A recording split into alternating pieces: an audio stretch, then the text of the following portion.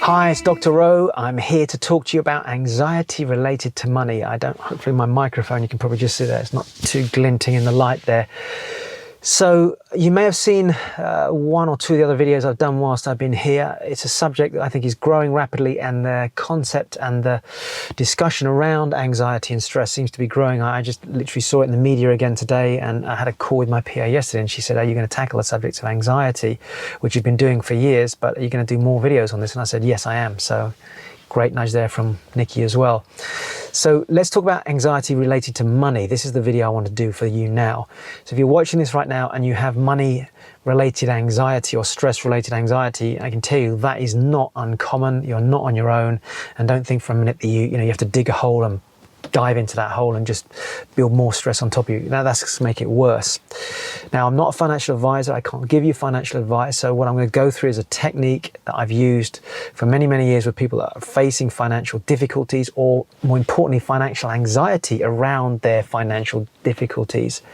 You will need to seek financial advice and from an independent financial advisor around your own personal financial situation.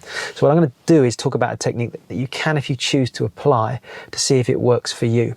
And it'd be interesting to see what kind of feedback and response you give me from the back of this video. So I'm going to paint a picture, because it's a typical situation for most people. The anxiety is around lack of money, or money that's not coming in, or money that's owed to them, or debts, for example, that people have built up because they are borrowed beyond their means, or it's the fact that they're losing their job, or their household outgoings are more than the income. There's generally a bad set of emotions attached to money, which is creating this anxiety, this stress, and it shows up through sickness, it shows up through fear, tears, anger. It can show up by being ratty with your partner. It can show up with what I call credit blur, which is where you don't even want to look at or consider or even think about your financial situation. You don't want to look at your credit files, your credit cards, your bank statements, anything. It's just, and you don't know what to do. And I know how that feels. I've been in that place many, many years ago when I hadn't built my businesses, and I would come out of university and I just didn't really quite know how to deal with my financial side. And when things got a bit tough in one of the recessions, I wasn't in a good place, and I just had no idea. So I really had to study and look into this. And that's why now one of my passions is to teach people how to overcome the psychology of it, but also put tools in place that, and if you haven't watched any of the videos on property, go watch some of those, because property can be a tool to help you put some more financial stability in place. So 3 steps, and I'm trying to simplify these videos to give you something to hang on to, because these are short videos, and you're not sat here with me having a coaching session, so I can't get into the psychology of where you're at, but I can certainly give you some things to think about. So the first rule of thumb when it comes to financial anxiety is to write down on paper what that anxiety is. Now, you could argue this to be the case for all anxiety, and I've done different interventions, different coaching sessions with people, and at some point that question comes up. It's either at the beginning or very close to the coaching process. I'm going to put it head on in this particular 3-step process, because I don't know what the anxiety is, and the chances are you think you know what it is, but you don't really know, or you think it's one thing but it might be another thing.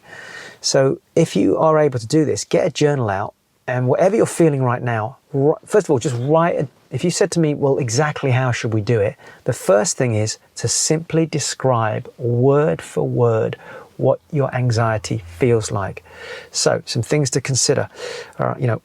What are you feeling right now at this moment in time? So I'm feeling anxious and angry and frustrated, or sad or sick, or whatever it is, victimized. It could be any number of things around your association with money. So write that down. What are you feeling right now? Secondly, what are you focusing on? So what specifically are you focusing on? Well, I've got credit cards that are overdue, and I missed one of my payments on one of my credit cards. I lost my job last month. My husband or my wife is in a position where they're working very hard, and it's just about keeping us afloat, but I'm worried we may not be able to pay the mortgage. We have missed a credit card payment. I don't know what that's going to do to my credit file. All I'm doing is I'm writing down on paper just all the thoughts that are creating the anxiety. Because remember, all that's happening is We are setting off a set of neural pathways that are firing off left, right, and center. They're hooking onto and magnifying our greatest fears. Now, that's another conversation for another video, which is what we do with our emotions, the visual side of our thinking, and the internal kinesthetic part of the whole anxiety thing that goes on. But I haven't got time to go into that right now. So I need you to capture it on paper. So you literally, as you're writing it, really describe it like a bloody movie, you know, and then I focus on this, and then I start to think about, well, you know, what if my partner, my husband or my wife loses their job? What's that going to do to us? And so I want you to capture on paper all the things that you're focusing on specifically related to money. And the third thing is, so this is, you know, the 3 stages. The third thing is, what are the greatest fears that you have? So in those 3 stages of this description, this could be a page, 2 pages, 3 pages. It's very cathartic. And I find at least 50% of the time when I do this with people, it might not work for you if you're doing it at home, but I'm hoping it will, because when I'm doing it with somebody live, if I'm coaching them, because I can ask them questions as they're writing it down, I can keep pressing buttons and I can get closer and closer and closer to the core of what the issue is. And after time, at least, they go, even doing that, Dr. O, I can already feel a sense of relief.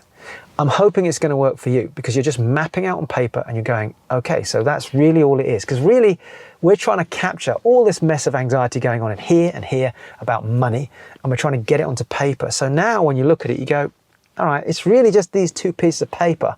That's what my life is feeling like right now. This is all the pain, the anxiety, the frustration, that sickening feeling, the heartbeats, the palpitations, the shaking hands. It's all down to these 2 pieces of paper. I want you to see it for what it is. Really important, right? So now we've done that. So my greatest fear is we might lose the house, or, you know, we may not be able to pay our bills, whatever that is. So that's the first thing. So now you've captured it. The second part of the process is to logically catalog your financial situation. So we've done the emotional part of it, and the brrr, and all the stress and all the things that are happening over here. Now what I want you to do is separate that from the actual logic of the situation. What actually is the situation? This is what I perceive it to be in my mind. What is the actual logical situation? So I'll give you an example, right? This is one of the clients that I worked with about 2 years ago. So there was this whole mess about can't pay the bills, can't do that, partner's lost his job. So I'm describing you know, a scenario, but actually happened. And there was credit card issues, loan issues, etc. So I said, okay, so write this down. So first of all, let's deal with the credit card. Write down logically and factually what the current situation is. So I've got £4,700 on credit cards right now. On all your credit cards? Well, no, that's on one credit card. Okay, so which credit card is it? ABC credit card, right? Okay, £4,700. What else? Then there's my what else on the credit cards? Actually, there's my husband's credit card as well. Right. So is that one of the things you wrote down in your fears? Yes. Right. Okay. What did you write? I said, oh, I'm just concerned about my husband's credit card. How much is that? That's 6,800. Of the 2, which one are you more concerned about? Actually, it's my husband's credit card. Right. So you need to underline that in your description. That's the emotional side, logical side. What's the interest rate on that credit card, by the way? My credit card, 0%. My husband's credit card, £6,750. His interest rate is 21%. Okay. So of those 2, one has got a minimum payment per month, but the other one has just come out of its 0% period.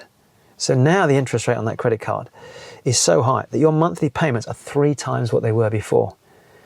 Okay, so that's why we were struggling on that payment. Right, okay, yeah, that's good. Any other credit cards? Yeah, I've got a small one with about £400 left on it. Okay, so let's write that down. What's the interest rate on that card? 0%. I'm going through a hypothetical situation here, but you can see the process of capturing here. And this is number 2, right? So we've captured that down. Right, okay, yeah. Right, what else have we got going on? You said about your issues. Well, financially, let's just income. Yeah, well, let's come to the income in a minute. I just want to have a look at any other costs you've got going out, right? So another one I've got here is the mortgage, right? So what about the mortgage? Well, the mortgage, that monthly payment is £750 a month, right? £750 a month, okay. And that's every month? Well, it's been on a fixed rate mortgage for how long? It's been on a fixed rate mortgage for the last just coming up to 2 years, right? When does that end? Okay, so that's the other thing I was worried about, is I over there I wrote in my description, Dr. Rowe, I'm not sure what's happening with the mortgage. That's why I'm getting anxious. Okay, so you got lack of clarity. Yes. Okay, so all right, so what's the interest rate you're paying at the moment? Interest rate I'm paying at the moment is 2.4%. Okay, so where's the mortgage paperwork? I don't know. Right, so we need to find the mortgage paperwork and find out when it runs out. Well, I kind of know when it runs out, Dr. O. When? It runs out in 2 months' time. Okay, so you're coming up to the end of the 2 years. You've been on a low rate. Since you, just so you know, since you took out this mortgage, interest rates have come down. Oh, wow. And actually, there are fixed rate mortgages now that may even be less than that one there. So you might get yourself in a position where you're paying £100, £150 a month less if you go and refinance that. Okay, I didn't really think about that. Yeah, that's the third thing we're going to come to, the third step. We're going to come to some actions that need to take place. Okay, so have you got a mortgage broker? Yeah, I can give you the name of a mortgage broker, or you can speak to whatever it is. So what we've got here is we've got anxiety around things that they don't know what's going to happen, but at the same time, we're actually listing it out. There's a couple of things immediately I can start to see that can be done here, and that's the process of the second part, is actually listing things out here to get an idea specifically of what part 3, step 3, is what I can do with that. So anything else? There's a loan. Okay, so the loan you've got out at the moment, how much is it? The loan that's outstanding is £2,250. So these are the debts that I was talking about over here that I'm worried about. Okay, what's the interest rate on that? 4.5%. All right, so you've got credit cards at this interest rate, you've got 0% there, you've got interest on the house there of that much. That's come to the end of its term very shortly, and you've got this loan. How long does the loan run for? It runs for about another 3 years. Okay, how much is the outstanding? Whatever it is, £2,000. Okay, anything else? No. So that's been your main stress and pressure. Yes, plus the job situation. Okay, so let's talk about that, right? So that's your outgoings. It's about income, right? Income. So you've lost your job. Yes, what were you earning? £3,000 a month, £2,000 a month, whatever it is. What about your husband? My husband's earning £2,100 a month, right? So what's your concern? Well, my concern is with that one income and what we've got going out with the mortgage and everything else, we're not necessarily going to be able to cover ourselves. Okay, so we need to work out a few things here. Yes, correct. Are you likely to get another job? I've started applying. Okay, so, all right. So let's go to step 3. So now we've got income coming in and we've got the breakdown of all the expenses. Hopefully this is all making sense. Now we go to the third step. And the third step is, what actions can I take to reduce my outgoings? In other words, all these things we talked about. And how can I increase my incomings? All right, well, actually looking at the current situation at the moment, if I could reduce my outgoings by £250 a month, I'm just pulling this number out based on the numbers here, we could just about get by on my husband's income, or if it's the other way around, on my wife's income. Okay, so one thing we can do is try and reduce the outgoings. What if we could reduce the outgoings and put a new income in place? Well, that would change everything for us. How would you feel? I feel great. So would that change the picture you just described there in step 1? Yeah, it would. How's the anxiety at the moment? Gone away a lot. In fact, a lot, actually, just going through this process. Good, that's a whole part of the process. Excellent. So what can we do? The credit card there, which is on a high interest rate. So one of the actions you can do is can you find a 0% credit card? So again, this is hypothetical. Remember, I can't give you advice, but some of the things that I've done and other people that I know that have done, that I've worked with, have gone out and they've found a 0% credit card available.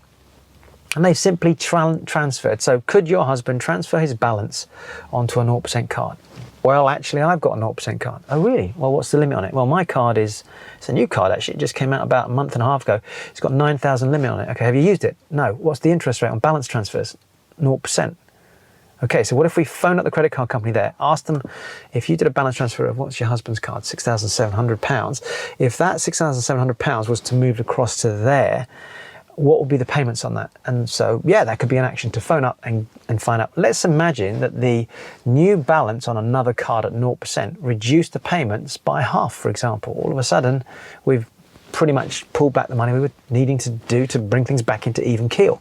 So that could be one exercise. It could be that hubby goes and finds out whether the card he's on will go over to a 0% balance transfer. They might allow him to do that.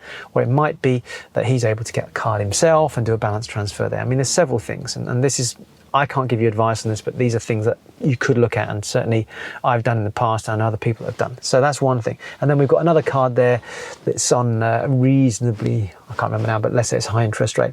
And then you've got the loan there. So could we call the loan company, and is it possible we could see if we can get the interest rate down on that? Yes. Well, okay. What about that 0% credit card that your husband's got with 3,000 limit, or you've got another card over here with 0%? Is it possible that you could pay off that loan? It's only a couple of grand. What if you paid off the loan and you move that loan onto a 0% credit card?